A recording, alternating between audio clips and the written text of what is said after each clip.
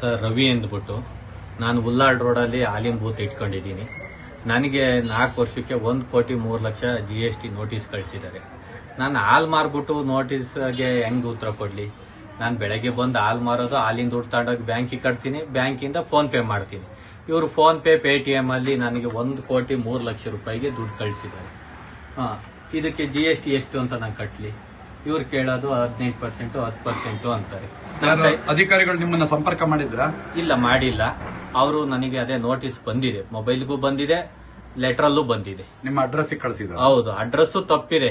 ಇವರು ಸುಮ್ನೆ ನಂಬರ್ ಇಂದ ಕಳಿಸಿದ್ದಾರೆ ಅಷ್ಟೇ ಹೊರತು ನಮ್ಮ ಮನೆ ಅಡ್ರೆಸ್ ಯಾವುದು ಇಲ್ಲ. ಈಗ ಏನ್ ಮಾಡ್ಬೇಕಂತ ಇದ್ದೀರಿ ನೀವು? ಸರ್, ನಾನು ಇದ್ರ ಬಗ್ಗೆ ಎಲ್ಲಿ ಕಟ್ಟಕ್ಕಾಗುತ್ತೆ, ಏನ್ ಮಾಡಕ್ಕಾಗುತ್ತೆ? ಹಾಲು ಮಾರ್ಬಿಟ್ಟು ನಾವು ದುಡ್ಡು ಕಟ್ಟಕ್ಕಾಗುತ್ತಾ? ಹಾಲಲ್ಲಿ ಸಿಗೋದು ಒಂದೊಂದು ರೂಪಾಯಿ 1% ಕಮಿಷನ್ ನಮಗೆ. ಅದ್ರಲ್ಲಿ ನಾವ್ ಹೆಂಗ್ ಕಟ್ಟಕ್ಕಾಗುತ್ತೆ? ನಮ್ ಕೈಲಿ ಕಟ್ಟಕ್ಕಾಗಲ್ಲ. ಮುಂದಿನ ಏನ್ ನಡೆ ನಿಮ್ದು? ನೋಡೋಣ ಏನಾಗುತ್ತೆ ಮುಂದೆ, ಸರ್ಕಾರ ಯಾವ ತರ ತೀರ್ಮಾನ ತಾಳುತ್ತೆ ಇದ್ರ ಬಗ್ಗೆ ನೋಡ್ಬಿಟ್ಟು ನಾವು ಮುಂದೆ ಡಿಸೈಡ್ ಮಾಡೋಣ ಅಂತ ಇದ್ದೀವಿ ಸರ್.